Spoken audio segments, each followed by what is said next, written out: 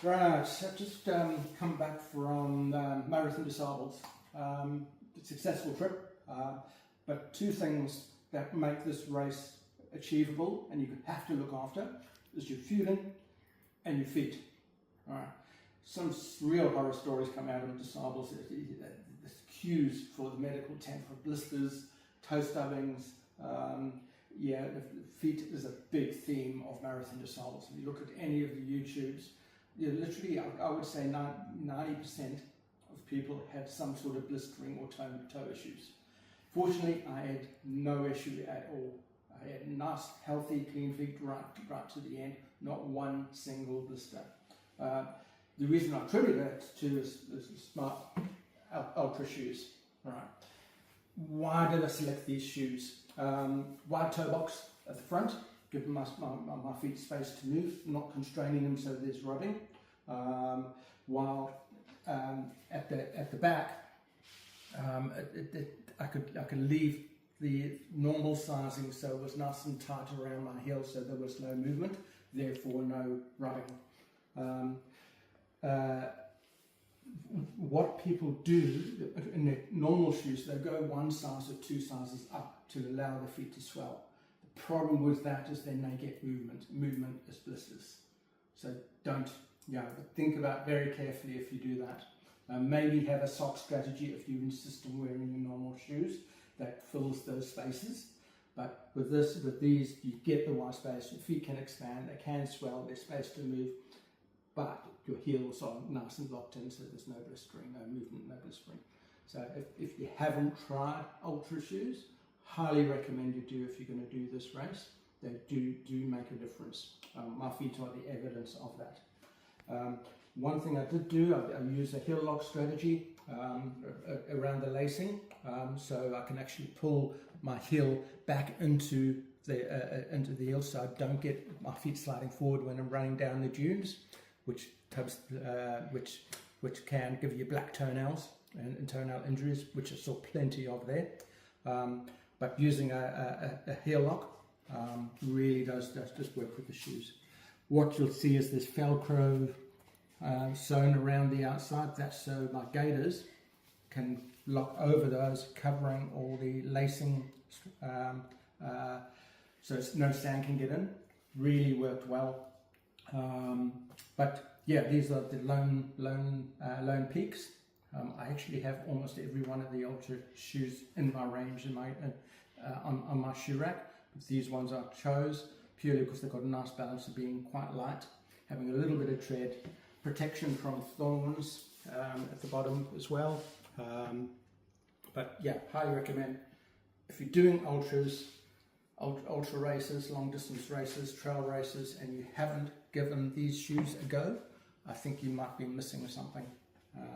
The other variation of wide toe box shoes are topos. Unfortunately,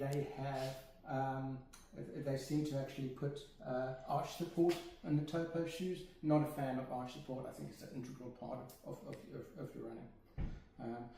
Coupled with the shoes, I use merino socks. Merino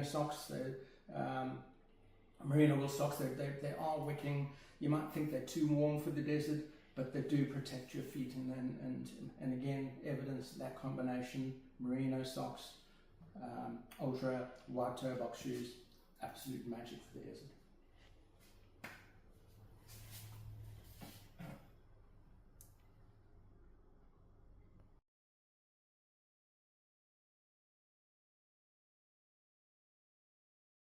The Velcro around the side of this. One small little thing you need to take care of is that on day 2, I didn't put the gaiter covering all the Velcro on my right foot.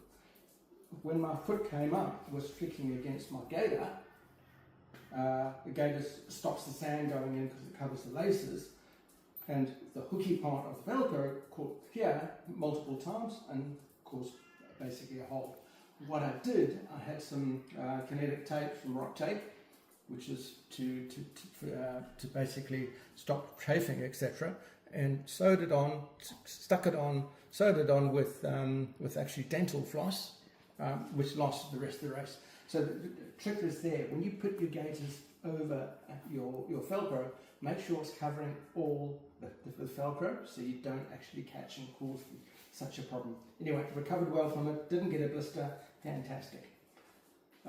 Socks, merino socks, merino wool. Yeah, it might sound hot in the desert, they're really good at wicking, really comfortable, don't cause blisters as well, prevent this. Is some merino socks is what I wore. So that's shoes, socks, gaiters. We move up. Hat. This is not the bucket hat I wore, but I wore a bucket hat the whole race. Right. The reason why I chose bucket hat and not a Legionnaire's is no flapping. I could speak to people next to me. I could see what was going on. Worked wonders. You know, pull it tight over your head. It doesn't move in the wind. I would do the same thing again. I'd wear a bucket hat if I did the race again. Yeah, clothes I wore was just two pairs of socks, one pair of shorts that I wore the whole race, one shirt which I wore the whole race. I had a merino long sleeve shirt for night time to sleep in, and two pairs of budgie smugglers. All right. My dear wife has told me I cannot wear these again. They basically want these specific pair of budgie smugglers. I've done a couple of marathon swims, and have done disciples. What are budgie smugglers? Budgie smugglers are speedos, swimmers, for smuggling budgies, as you can imagine where the budgie sits. But so that's an Australia thing. Yeah, it is an Australia thing. So the reason why I took these is I could then wash my shorts without running around in my undies. I could wash these every second day. Wear my budgie smugglers. I had two pairs, work much gear. You done a marathon swimming then?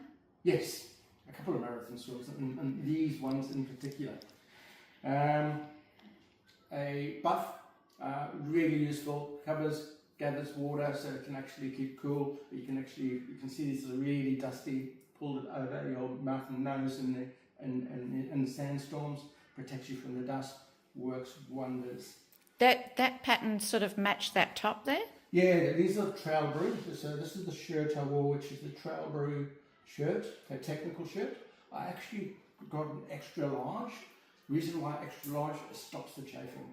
Even if you wear the normal size, things start to rub with your pack, etc. An extra large shirt gives it space to move. So this is Trail Brew. It's wicking, gets the sweat away from you. This is a Trail Brew buff as well, which matched it. Interesting thing about the shorts I wore, nothing special about these. I bought these at a small shop in Nepal for hiking. You can go through all your technical expensive pairs of what you should wear for ultras. During in training, these just worked. No chafing, they just fitted. So I took them along. So probably about a $2 pair from a shop in the Nepal markets. Lesson there is test everything. Don't worry about the expensive stuff, the cheap stuff. If you haven't done the miles in the stuff that you're using, it's going to catch you out there. Good example is my shoes, my shorts, my shirt, the hat, all tested to buggery, and all sorts of conditions before I even went there. Hence, no issues. Glasses. I actually broke two pairs of glasses along the way. One on the way there, one after I arrived. A good friend of mine, one of the support runners, lent me their Oakleys, which I probably destroyed and scratched and everything like that, but absolute lifesaver. Sunnies, absolutely essential. Get a good pair of sunnies, a strong pair of sunnies. They're not going to break with a little bit of abuse. So you went for the cheap and cheerful just in case you lost them and broke them. Yeah, and that did not work. Ended up in a bit of trouble, but I got bailed out. These are sand goggles, absolute saviour. Didn't really need them until the last day when we had a sandstorm, but they're good wraparound pair of glasses, but they've got foam on the inside that sits close to your face, so the sand can't get in. Absolute saviour on the last day. Dwayne, a friend of mine, lent me these. I'm going to have to replace them because they've been scratched and not in good condition right now. So that's clothing, all done. Move on to pack. I used the Instinct pack, wouldn't change it. I did trial the Ultimate Direction in the WAA pack. This one, it's got elastic sides, you can actually see there, which you can adjust, which meant no bounce. I could adjust it as the pack reduced. I could adjust it to actually fit nice and snug without being too tight. No bounce, no movement in that pack the whole way. It just worked. Right. Lots of different ways of storing stuff in the side, in the back, clothing in the back here. Even within these pockets, there's actually internal pockets so you can put smaller items. The nice thing about this pack is it's got two bottle holders on each side at the front. That goes around the front. One sits nice and low, so that the straw could come up and it's just sitting here, rather than sitting or flapping around the ears. All right? So I could actually have two bottles, full bottles of water with electrolytes in it, and I'd have one bottle up top here, full of a really strong mix of Trail Brew, which is my energy drink. That was my energy drink, so I'd actually put in as much energy drink into a strong mix into one bottle. So in 100k I had 8 measures of Trail Brew in there, so it almost became a gel, and all I had to do was suck it up the whole race, limited my stopping. I didn't have to refill, didn't have to play with fuel along the way. That was in one bottle. Then I had 2 other water bottles, which are filled to the level of what I'd need for my next checkpoint. So didn't always pattern full, depending on the temperature, depending on the distance to the next. I just have enough water that I would safely get to the next checkpoint. Again, just managing weight, which is really important. That's the pack. I didn't have this little front pack, and in that little front pack that just clipped on here, I had my day stuff. Whatever I'd need to snack on during the day would be in there. So in there was generally my gels, one gel, a caffeine strip, which I'd used in the last 10 kilometers of the race. I'd have some biltong or jerky, which is actually the one I chose was in the form of a sausage brewwurst, the South Africans would know, which has got a lot of fat built into it as well, and macadamia nuts. So that would be in my day pack that I'd snack on during the race, in my front pack, which my number was pinned to. So that was all good. Sleeping bag, absolute magic. They don't sell these anymore. The Spark SeatoSummit SP0, really light.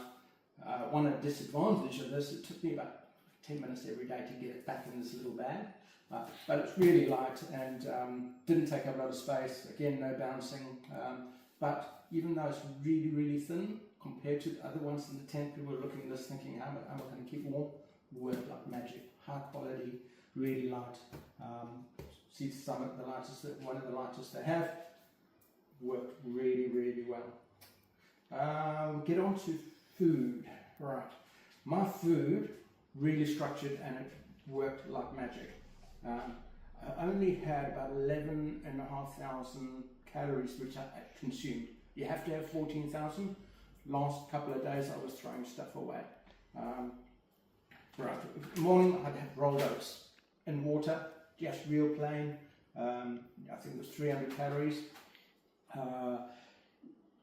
Real simple, protein, carbohydrate, slow release, lasts basically most of every stage except the 100k as your baseline fuel.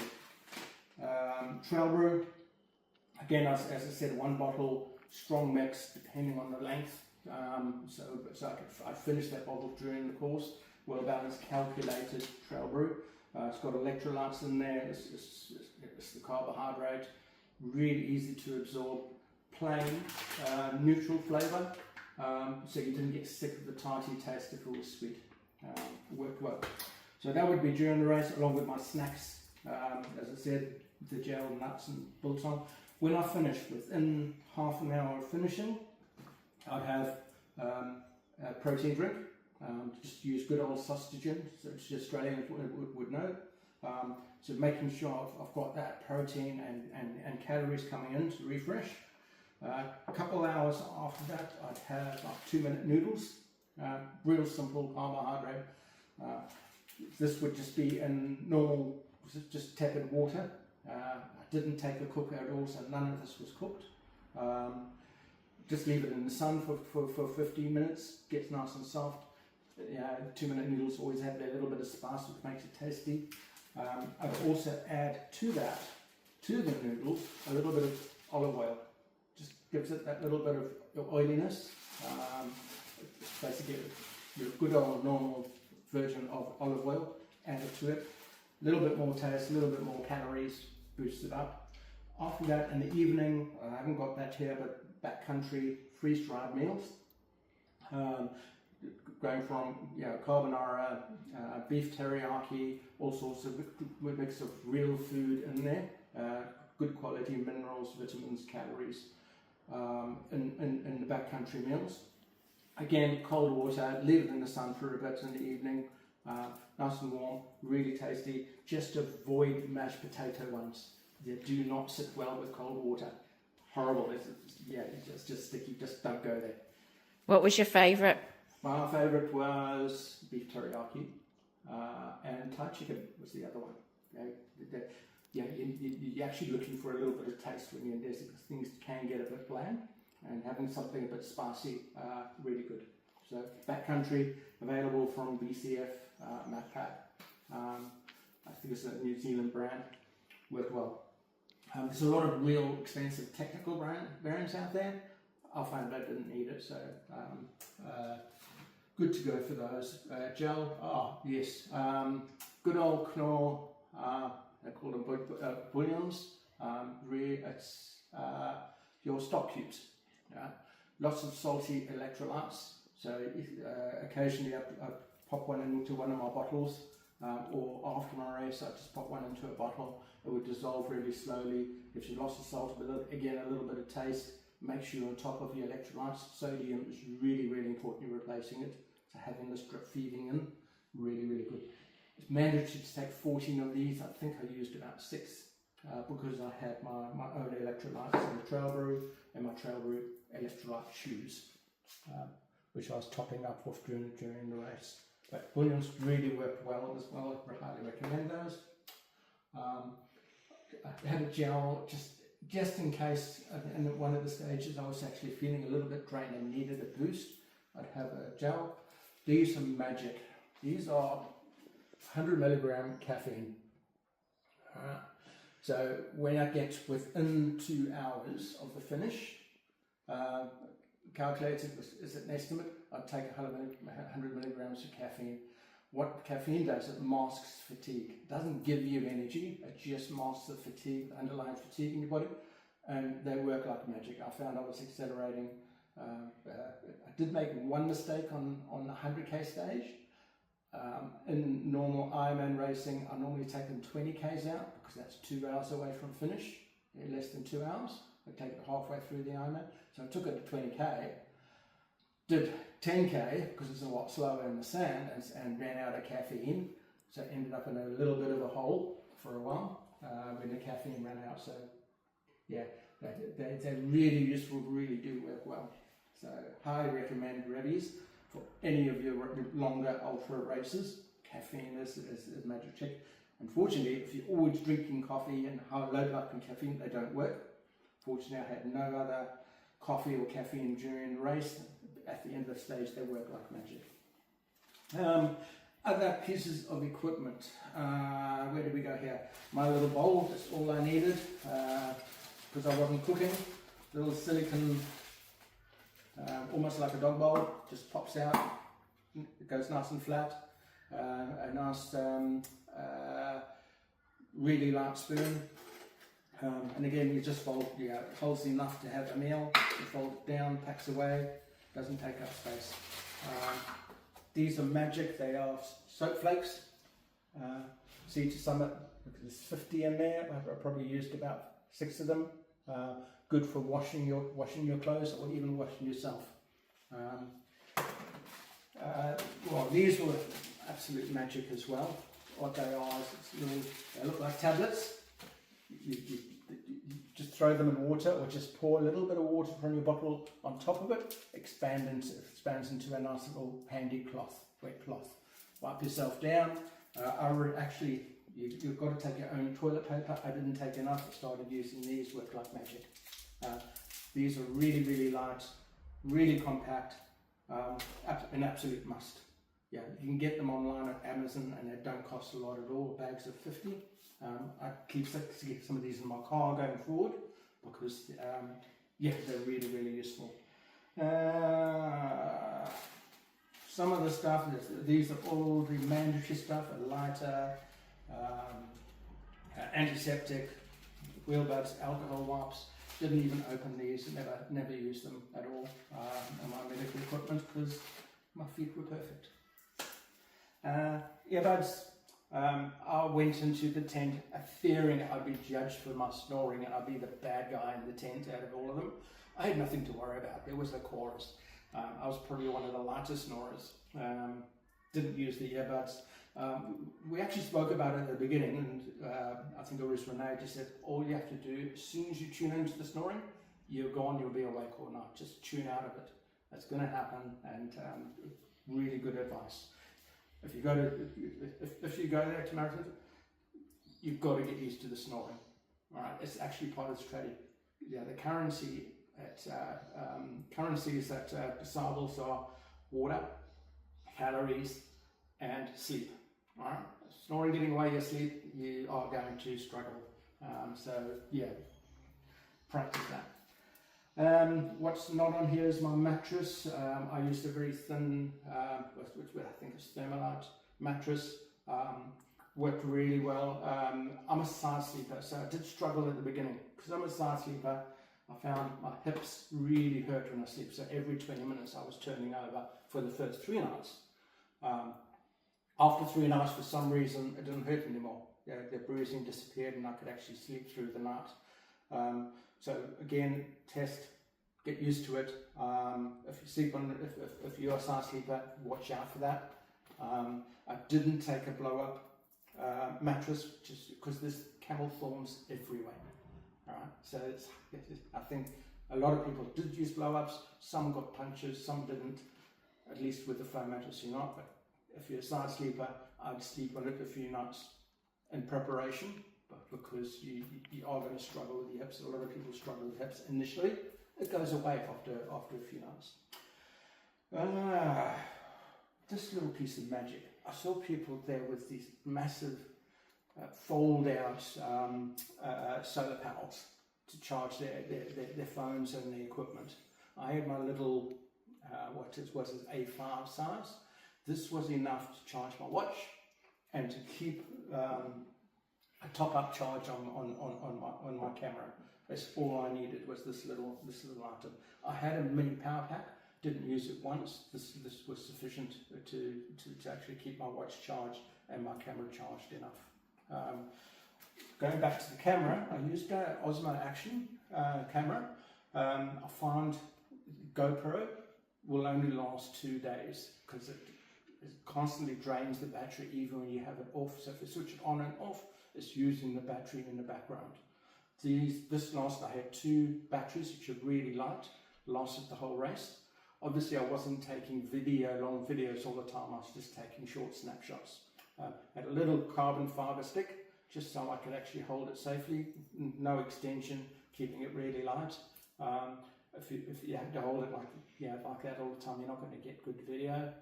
Having one small extension really worked well. Lights, I have 2 of these, one for the camp, one for the 100k stage at night. Just make sure you take spare batteries for these. I think the one I was using on the 100k stage started running out near the end. Again, a good quality, just make sure you get a good quality light. It doesn't have to be 400 lumens, because 400 lumens, guess what, uses a lot of battery. The other thing around these lights, a lot of people had the ability to switch to red lights. I didn't have that. Now the red light in the tent when everybody else is sleeping and you want to organise your stuff, doesn't disturb other people. I didn't have a red light, so every time I switched my light on, yeah, I wasn't the most favourite person in the tent, so I had to wait a little bit till it was light before I used it, or everybody was awake. So yeah, red light torches, really good. This is more safety equipment, compass, and mirror, signalling mirror. Again, didn't use it. I reckon 99% of people at the race wouldn't know how to use it, but it's mandatory equipment, so you have to have it. I carry the little Garmin InReach, my personal little tracker. I don't know if anybody out there even looked at my personal tracker data, but I did use it because it's got satellite signal. So when we're out of stage, I could actually ping Tori to just give her an update saying I'm okay. Who's Tori? Tori's my niece who lives in the UK. She was doing some of the social media.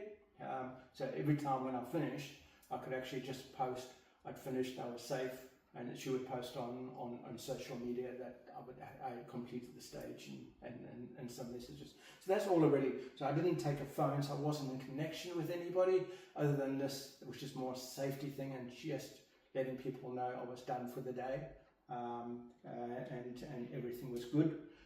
Fortunately, my dear wife was a support, running relations at the race, so part of the reason I took this was to let her know I was safe.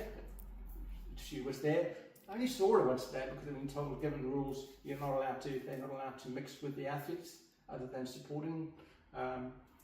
So I think I saw her once a day in the camp and once a day at the checkpoints. So not a lot of interaction between us. Again, safety equipment, emergency blanket, blister pack, never opened them, never used them.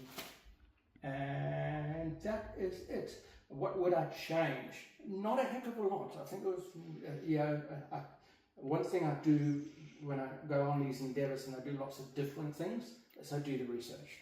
I get on YouTube, I find people who have done the race before, I find out what worked. Everything's individual. I also recognise that, so everything I test before the race, and I really tested things well. So I really take pride in what I actually investigated, what I tested. Everything seemed to work. A couple of things I would change. I'd probably take a day shirt because I only had a pair of shorts and the same shirt to wear every single day, and a sleeping shirt. I probably would take just a day shirt to just feel fresh a little bit. Fuel wise, I wouldn't change a thing. I could have potentially taken less, but I had to stick to the rules and have my 14,000 calories anyway, so I couldn't change that. Just trying to think. Everything just worked. I think the one thing in terms of the race that I would change, I was extremely conservative in the first 2 days. I went, basically, I was, look, as anybody would in a race like that, you don't know what you enter into, so I was ultra conservative. I think the first day I was 1,007th out of the 1,450. I was a bit disappointed in that, but when I evaluated it at the end, I realised I was being really conservative. So the next day I moved into the 800s, next day into the 700s. The day after the 100 was my best day, where I was in the I think in 400s. So yeah, ultra conservative in terms of my race strategy at the beginning. And that's probably, if I ever did it again, that's the one thing I'd change. I'd be a little bit more aggressive. I probably need more calories to support that, so maybe the 14,000 calories to support that. So the big question, would I do this again? Yes, I would do it in a heartbeat. However, it's a long way from Australia. It's a really expensive race. I'm 60, next month 64 years old. It's not practical. Family-wise, whatever, we've got other things to do. Given the choice, if somebody pays for it, I'll be there next year. But I think we're going to go to Greece and have a swimming holiday and backpacking around, island hopping in Greece. No races. That's the next thing on the agenda. Shoot through any questions you have. What happened here, if you look at the previous videos of my packing and the food, all the information's there, what I use, it worked perfectly. Highly suggest if you're doing this race, have a review of it, but test it for yourself. Everything is extremely individual. Thank you, Trail Brew. Thank you, Ultra. You were the standout ones of this race. And thank